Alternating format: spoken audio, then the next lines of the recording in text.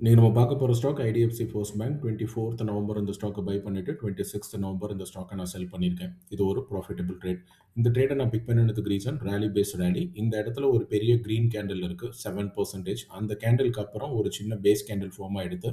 அதுக்கப்புறம் ஒரு strong leg out ஒரு 2.85% கிட்ட பிரேக் ஆயிட்டு ப்ரைஸ் அப்படியே ரேலி ஆகுது. இவ்வளோ தூரம் ரேலி ஆகிட்டு ரீட்ரேஸ்மெண்ட் பண்ணி இப்போ இந்த இடத்துக்கு வர ஆரம்பிச்சிருச்சு. யூஸ்வலாக நான் இந்த டிமாண்ட் ஜோன் உள்ள ப்ரைஸ் வந்தால் தான் நான் வாங்குவேன். பட் அந்த ஃபியர் ஆஃப் மிஸ்ஸிங் அவுட்னு ஒரு ஃபேக்டர் இருக்குது. இது கன்ஃபார்மாக இந்த இடத்துல பவுன்ஸ் வரும். பட் எந்த இடத்துல பவுன்ஸ் வருங்கிறது நமக்கு தெரியாது. ஒருவேளை இன்னும் கீழே இறங்கிருச்சுன்னு சொன்னால் நான் ஆவரேஜ் கூடி பண்ணி இந்த ஸ்டாக்ல ப்ராஃபிட் பண்ணலாங்கிற ஒரு தாட் ப்ராசஸில் நான் உள்ளே வரேன். இது நெகட்டிவாக போகுமா பாசிட்டிவாக போகுமாங்கிறது நம்ம ட்ரேடை எடுத்ததுக்கு அப்புறம் தான் தெரியும். நம்ம எப்பயுமே வெரிஃபைட் பேனல் எக்ஸ்பிளைன் பண்ணுறனால ஒரு ட்ரேடை நான் எந்த இடத்துல வாங்கினேங்கிறதுக்கு இந்த இடத்துல ஒரு ஆரஞ்சு கலர் லைன் போட்டிருப்பேன். அதுதான் நம்மளோட ஃபர்ஸ்ட் லைன். நான் போட்டிருக்கிற செகண்ட் ஆரஞ்சு லைன் என்னோட செல் டேட்.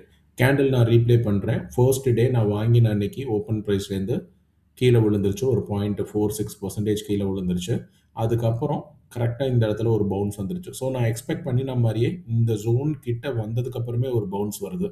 ஒருவேளை நான் இந்த ஜோன் கிட்ட வந்தால் தான் நான் ஸ்டாக்கை நான் பிக் பண்ணுவேங்கிற மாதிரி இருந்ததுன்னா இந்த இடத்துல நான் இந்த ஸ்டாக்கோட என்ட்ரி எனக்கு கிடைக்காம போயிருக்கும். ஏன்னா ஒரு பவுன்ஸ் வந்துருச்சு. அந்த பவுன்ஸே ஒரு 1.77% இருக்கு. நான் அடுத்த நாள் மார்னிங் ஓப்பன் பிரைஸில் இந்த ஸ்டாக்கை நான் செல் பண்ணிட்டேன்.